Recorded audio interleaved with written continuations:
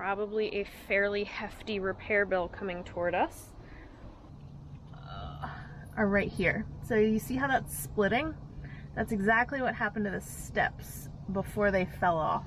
It's got to be done. I'll keep you updated on how expensive and lengthy that's going to be.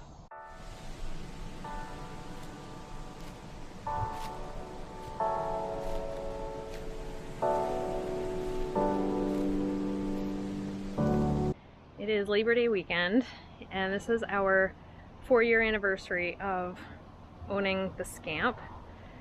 And the last couple years we have done trips on Labor Day weekend. We did our shakedown trip the first year, right after, like a week after we got it. We did Havre de Grace for 2 years. The first year we couldn't bring Redford, so we redid it the second year. That was this previous year of 22, and now in 23 we have taken the weekend to fix all the things that broke on our last 2 trips, because we did some substantial traveling in the Scamp this year. We did 7 weeks down and back to Florida. We did a week down in the Outer Banks of North Carolina, and that was when we had our catastrophic, all the electrical failed. So Patrick is working on electrical things.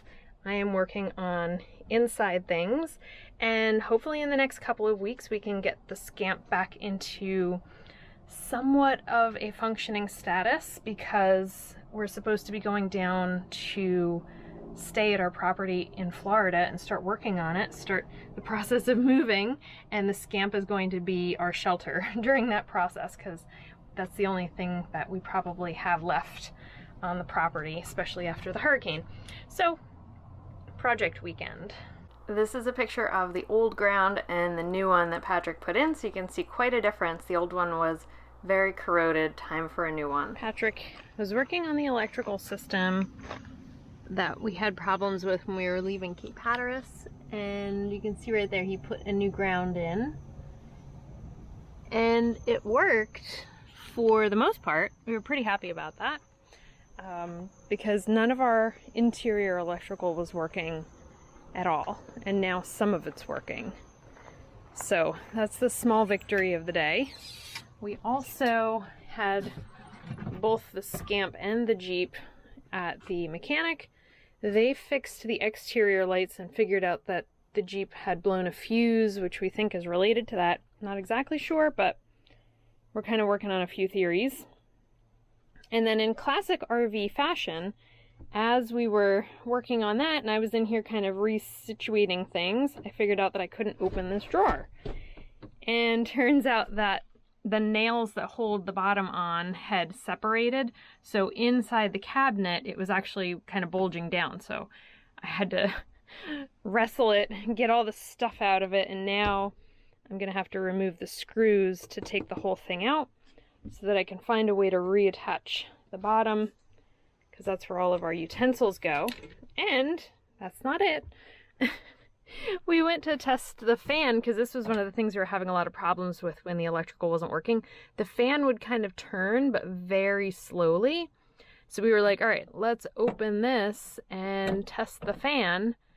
It is stuck or broken. We're not really sure what. Can't get that open. That's important, because that's our main circulation when we're cooking, when we're sleeping. Since we don't have air conditioning, that is a pretty critical part of the systems of the Scamp. So that's where we're at right now. We've kind of agreed that it is time to take this to an RV mechanic and have them give it a good look, because we're getting out of our skill set here in terms of how many things need to get fixed and how technical they are. So we need a professional. I feel like this is owning RV in a nutshell. While you're fixing one thing, you find 2 other things that are broken. All right. Oh man, yeah. That whole bottom part came out. There's a bunch of little nails that kind of go straight in there. And I guess maybe we can find small screws that'll hold it better, because I think the straight nails just fell out and definitely needs to be cleaned. So that's, I guess, a good part of this. Hopefully it all goes back together well. We have a 2012 Scamp, And we talked to other RV owners who said that once you get past that 10-year mark, things get really interesting. Lots of stuff starts to break after that point.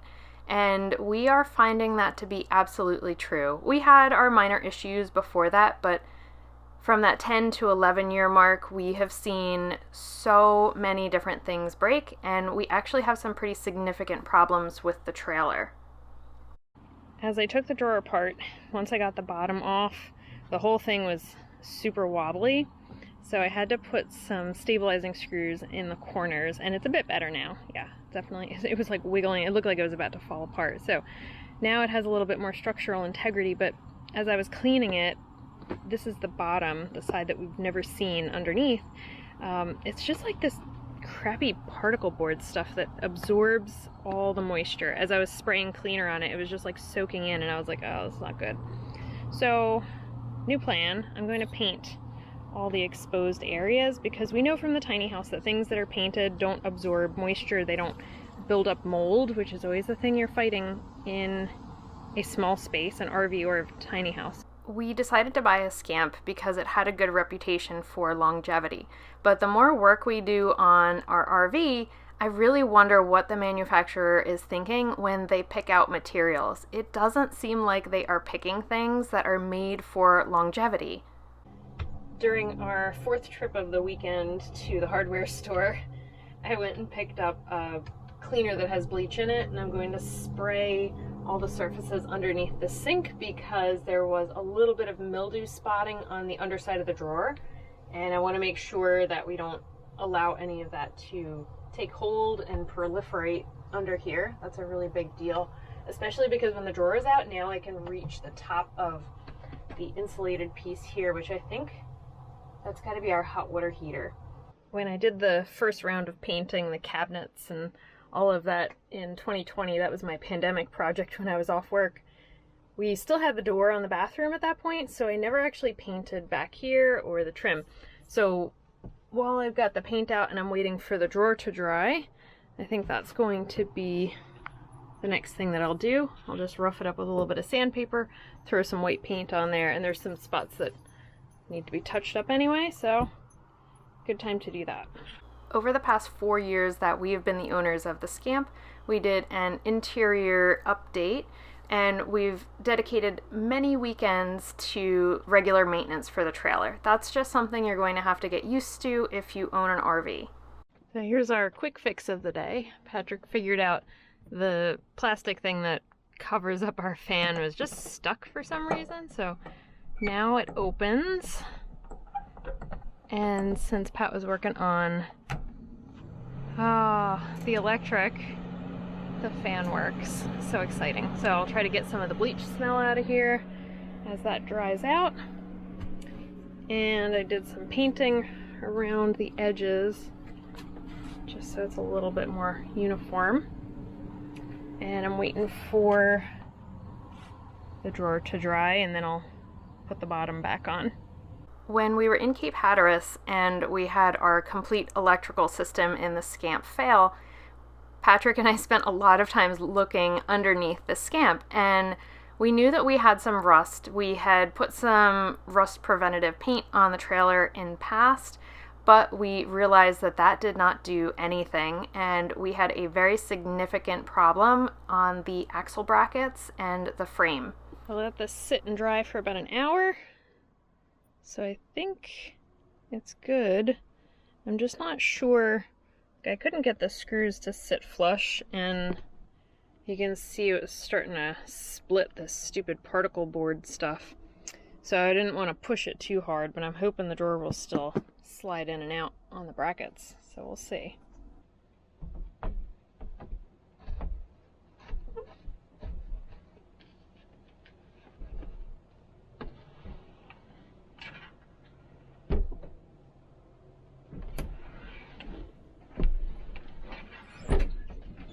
It works. It works. I fixed a thing. Congratulations. Had my doubts there. You always have your doubts when you're doing that. I don't know if it'll stay closed. I might have to put a latch on it, because now I'm surprised it's not getting caught. it, like, for the last few years, this has made a horrendous squeaking noise because the bottom was dragging. And now it's like, it slides really easily. It's not sliding on that? It's not. It's no, so it sits on these tracks up here. Okay. So there's actually space between the bottom and the end of the fiberglass.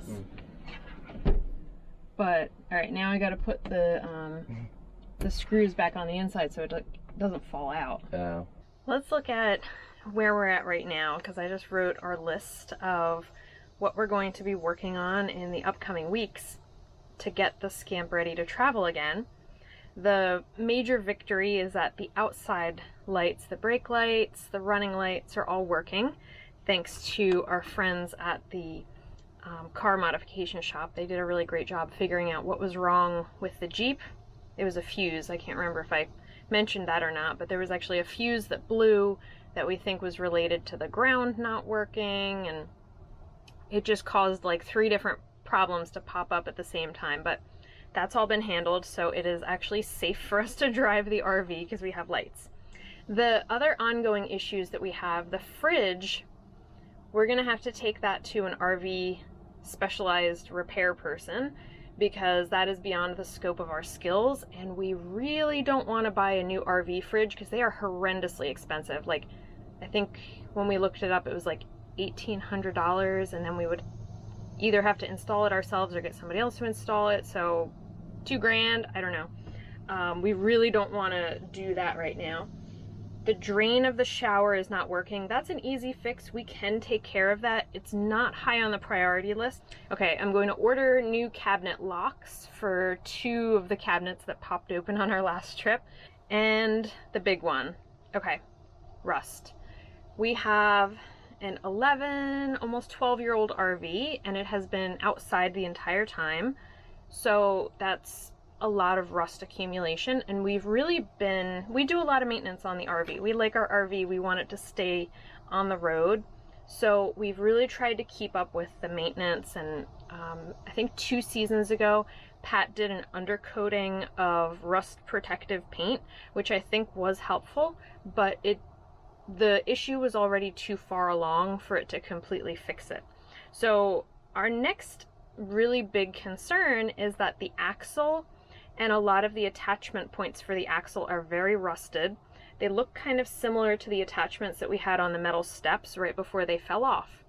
So we don't feel comfortable taking the RV on any sort of a trip until we have a professional trailer maintenance company take a look at that and tell us whether or not the axle just needs some maintenance, kind of superficially manage the rust, or if we need to replace parts. Because if you've ever driven on I-95 and hit those bumps at highway speeds, every time we were like, oh my gosh, like just waiting for something to fall apart in the trailer.